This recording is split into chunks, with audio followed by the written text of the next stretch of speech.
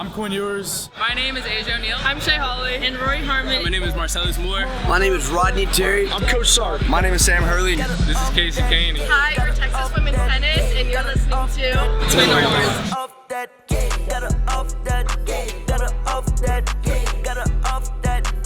Longhorns. Welcome back to Between the Horns, the official podcast of Texas Athletics. Today, we are joined by one of our golfers. She is a senior studying corporate communications, and she's a reigning member of the All-Team, or the Big 12 All-Team. Thank you so much for joining us, Bentley. Thank you for having me.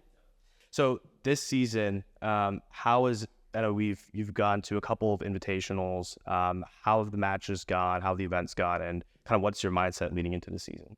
First two events have gone good. We started off in Minnesota at the Onica. We got sixth there. Wasn't too strong of a showing for me. Wanted some more out of it, and we just got back from Chicago yesterday. Team played great. I played pretty solid, and we leave pretty shortly for Dallas. So mindset is keep pounding, keep it going, and keep the momentum from Chicago going to Dallas. And I mean, that's amazing. I mean, you guys are obviously getting off to a strong start, and that's awesome to hear about. Take me into your pre-tournament process. What does that look like for you? Leading up to when we leave, a lot of practice on specific areas, short game, wedges, a lot of putting practice. And then you kind of look ahead at the course and figure out what you really need to focus on. If it's a short course, you need to focus on a lot of wedges. If it's a long course, maybe longer irons, but always looking at, hitting fairways. So focusing on hitting a lot of drives and working on that. And then when we get to the course, a lot of prep. Every golf course is different. So there's a lot of prep going into each event and figuring out the grass, figuring out the greens. And then the night before, we all have a meeting and figure out the course and talk it over. Nice. Do you still have any pre-event, pre-first tee jitters? For sure. You always do. And if you don't, it really doesn't mean anything. Somebody once told me if you're not nervous before the first round or before any round, then it doesn't mean anything to you. So every time when I hear my name called, I get a little jittery, get a little nervous. What does golf mean to you? Golf means a lot to me. It's a part of my life. I'm a golfer. I don't just play golf. It's fun to me. It's very competitive, and I'm a very competitive person. So the competitiveness means a lot to me. I love to go out there every day and grind it out. I think one thing I really appreciate about golf is it's honestly more of a mental sport than it is a physical sport. So how have you maintained a strong mental, and do you have any advice or any stories of times you've had bad mental, and how do you recover from that? Golf is mostly mental. If you are having any doubt, then you're probably not going to hit a good shot. And you have to really zone in on the mental aspect of golf. I mean, you got to have a lot of confidence going into every event, going into every shot, and you got to be fully committed before you hit the shot. And if you're not, you got to back off and get committed and tell yourself, okay, let's do it. You're ready. Let's hit the shot. So for those of you guys who don't know, Bentley is an Austinite. Is that what you guys call yourself? Austin native. An Austin native, born and raised in the city. I want you to take me back a bit. When was the first time that you remember interacting with golf? Man, well, I was introduced to golf at a very young age. My parents gave me plastic clubs when I was still in diapers. My dad played college golf, and then my brother started playing golf, so I followed in his footsteps and everything that he did. I wanted to do what he did. I don't really remember the first time I ever played golf or picked up a club. There's pictures of me in a big old Dallas Cowboys jersey, swinging a golf club with a little bag next to me. So I truly don't remember the first time, but I was given a club at a very young age, and I played a lot of other sports. There's a list of sports that I played. There's a lot. And then in sixth grade, I decided to quit everything but basketball and golf. And then seventh grade, I quit basketball and just decided golf was the sport for me. I'm short, not that fast, and I figured I had a better chance of being professional in golf, and I've stuck with it ever since. Oh, that's amazing. Who's the best golfer in the family? Oh gosh, this is a big debate. Who has the lowest handicap? I play a lot more golf than my brother and dad. My brother, he plays a lot. He played college golf at Baylor, and then went to St. Ed's. So he's really good. He doesn't play as much now. He's in the working field, but he's still so competitive. And when he plays me, it's like there's another gear that turns on for him that he wants to beat me every time. But I don't know. We go back and forth. If he has a bad day, I smoke him. But if he has a good day, it's really tight. So it's always close. Growing up in Austin, was Texas always the dream school? Like for you, was it, I want to be an athlete at the University of Texas? Yes and no. My dad and brother both played golf at Baylor, so I actually committed to Baylor my freshman year of high school. But then I realized that's not the place for me. I wanted to be a Longhorn, and I wanted to go to the University of Texas. From Austin, I just felt like it was right. And I ended up decommitting and ended up at Texas, and thank God, because I wouldn't change anything. I love it so much. What is the shift in perspective now, or like how does it feel from being a Texas fan since you've grown up, or being around the city, and then you go here and now you're a student athlete? So what is that like? Seeing that all unfold, is it kind of everything you expected to be, or what like parts of the Texas experience have surprised you? It's everything I expected and more. Being an athlete at the University of Texas is a privilege. It's the best of the best. I mean, every single sport and every single athlete that plays at the University of Texas is the best. So it's incredible. Being a senior here, I still don't feel like I've been here. It's been a privilege to play for the University of Texas and or that burnt orange. So it's been an honor. When you look back on your 4 years here at Texas, what stands out to you as some of your favorite moments? I'm going to share some stories of us being on the road. I love to scare people. I'm a big prankster. And I think we've all kind of started scaring each other. So my freshman year, we played an East Lake Cup in Atlanta. And we had just gotten done with team dinner at the course. And it was dark outside. We're walking the cars. I kind of walked ahead. As a freshman, I probably shouldn't have done this, but I felt comfortable enough to do it. I hid behind a car and jumped out and scared our head coach. He jumped up and crossed his arms like this. It was hilarious. And then ever since that day, we scare each other. I walk out in front of him while he's in the car. He honks at me.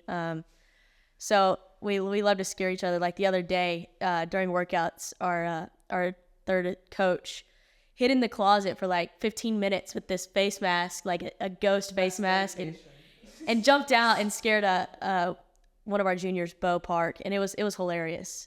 So those are some of my favorite memories, is having fun together, scaring each other, pranking each other. They're just memories of a lifetime. I think the part of, I guess, the collegiate experience that goes often untold is the camaraderie you build with your teammates. So diving into a little bit more of the team environment, a couple of questions we love asking guests are, one, who's the last person you want having aux? Let's start with that. Who does not get aux? Oh man, well, I love country and I also love rap. Not a lot of the girls like country. Some of them are from other countries, so they like to play their own. We have two Taiwanese girls. They like to play Taiwanese music, and it's like hardcore, like metal rock, where it's like they just get into it. So probably one of them, maybe Cindy or Selena. I don't understand the music, so probably I would say them. She's got a pass there. She doesn't understand it. That's cool. Second question we love asking athletes is, can you give us an impression of your head coach or one of the assistant coaches, whoever you would get least? Yeah, I definitely can. Don't let us get you in trouble now. It won't. So actually, this is hilarious that you asked that question, because this last event, our head coach would say like, really, but like he'd get a double chin and he'd go, really? Or like we play this game on the course where if all five girls hit the green, we get music for the next hole. And Bo missed the green with like a wedge, and he looked back at her, and he like, we're all like, oh my gosh, no way she just did that. Like, we don't get music. And he looked back at her, and he goes, seriously? So he kind of gives like a double chin, and then like kind of puts a weird voice into it. So that's probably my best impersonation of him. Hey, those are some pretty good impressions. I'm gonna give you credit for those. I want to talk a bit more about coaching here. So, as a golfer, you know who your coach is. It plays a huge aspect into how you're going to play. For you, how has playing at Texas developed your game? Tremendously. I've been pushed every day, and that's part of the reason why I came to the University of Texas, was to be pushed, to come out of here in 4 years the best person I can be and the best golfer I can be. They've changed my game tremendously. Right when I got to the University of Texas, we took a deep dive into my wedges.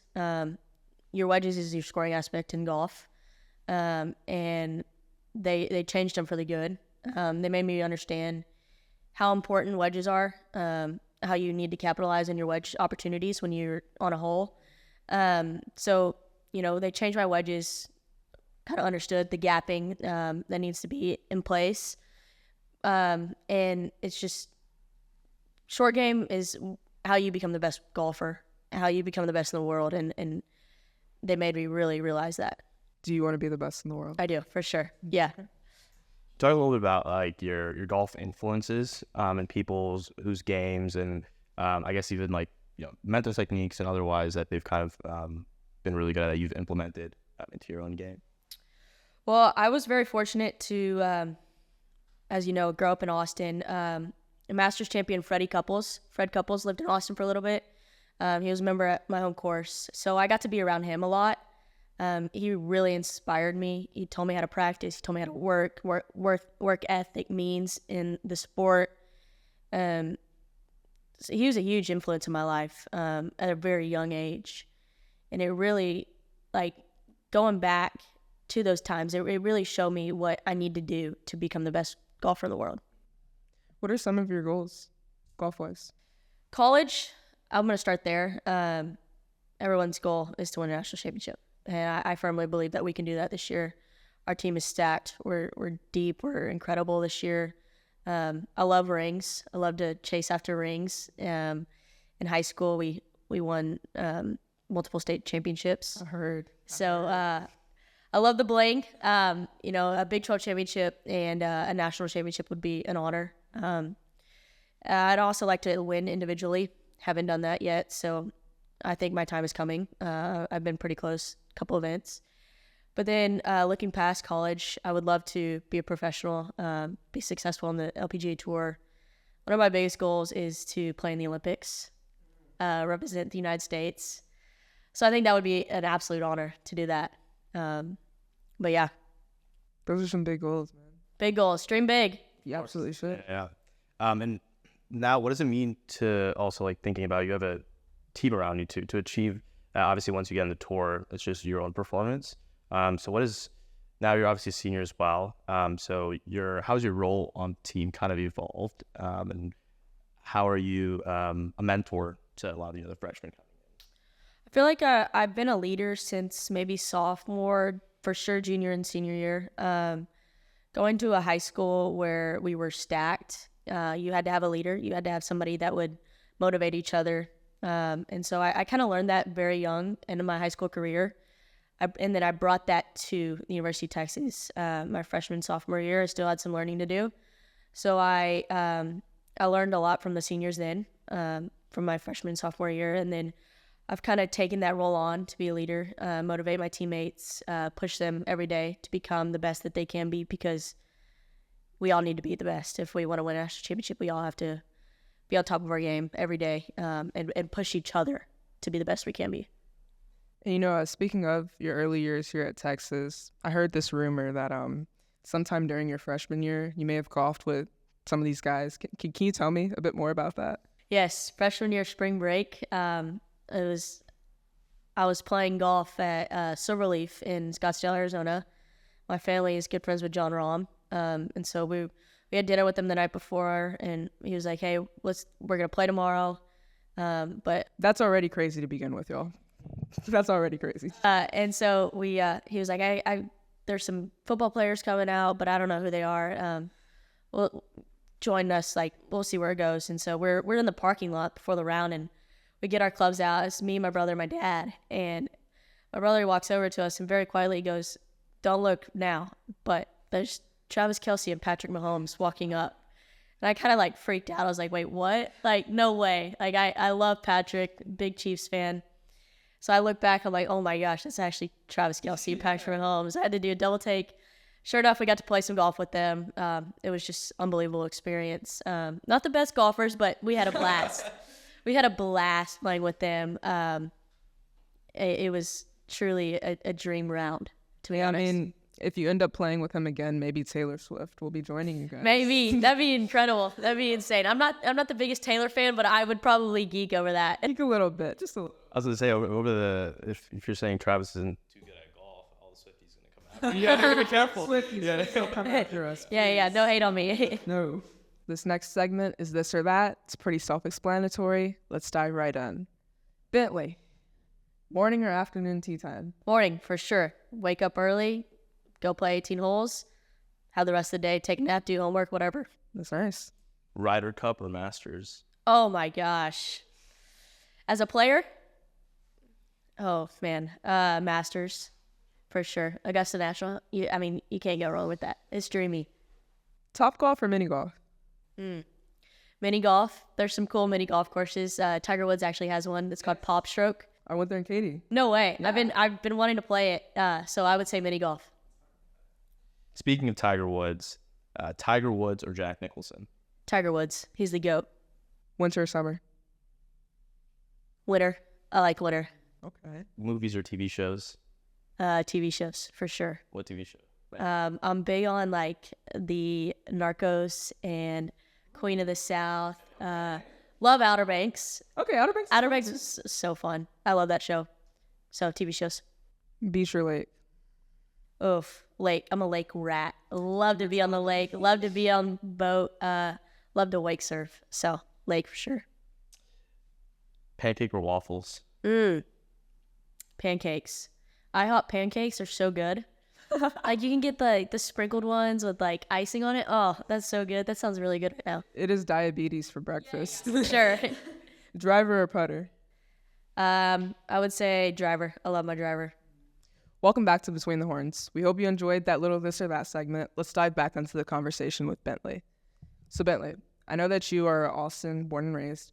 You went to Westlake High School. Can you talk to me a bit about your high school golf experience? For sure. We were unbelievable in high school. We had so many girls go D1. Two of my high school teammates actually won the national championship. My freshman year, I played with a girl named Kennedy Swan. She won for Ole Miss my freshman year. We actually lost to them at nationals. And then 2 years ago, Stanford won. And it was one of my high school and childhood friends, Sadie Engelman. She won for Stanford. So we were stacked in high school. Westlake is pretty good at producing athletes, I must say. In our freshman year, we lost to Lake Travis. And then we went on sophomore or junior year to win. And senior year, we had pretty good chances, and then it was cut by COVID, unfortunately. But, playing for the Shafts was an honor. It's a well-known high school around the state of Texas, but also I'd like to say around the nation. A lot of people know what Westlake is. So it was an honor. It did a lot for me. I learned a lot about myself. I grew. I was pushed in high school, which is it's not very often you get pushed in high school. I learned how to be a leader and how to be a teammate, which was crucial coming to the University of Texas. Going into your freshman year there, did you expect to make varsity? No. Yes and no. We were so good my freshman year that I knew it was going to be tough.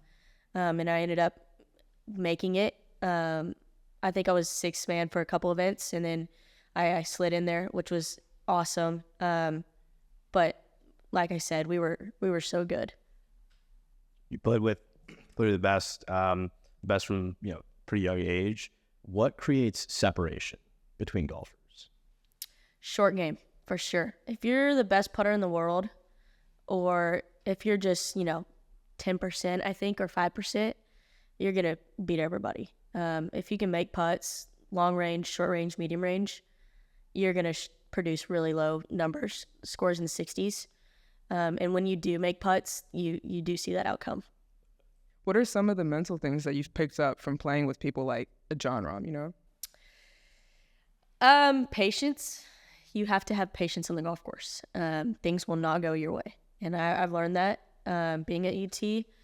And when you are patient and you stay in the moment, stay in the present, then you'll see birdie opportunities. One of my teammates like to say, keep chopping wood. So just keep chopping wood and wait for those opportunities to come and then capitalize when they do come.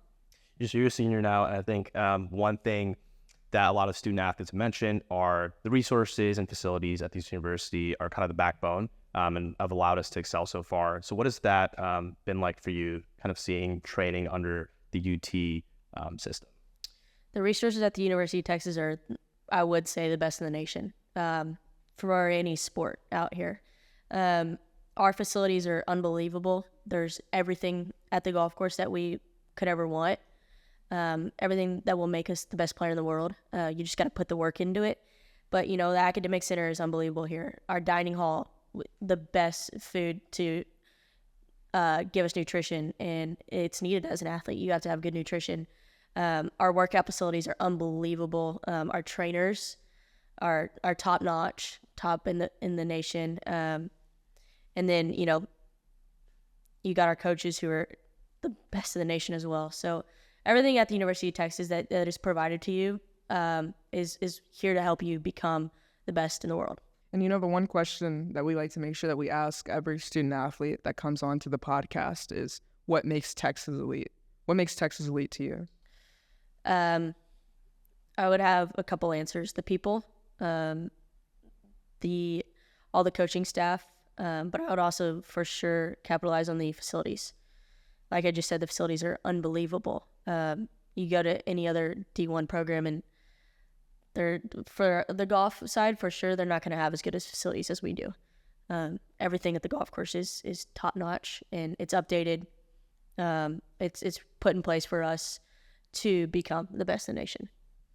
Sweet. Natalie, thank you so much for your time.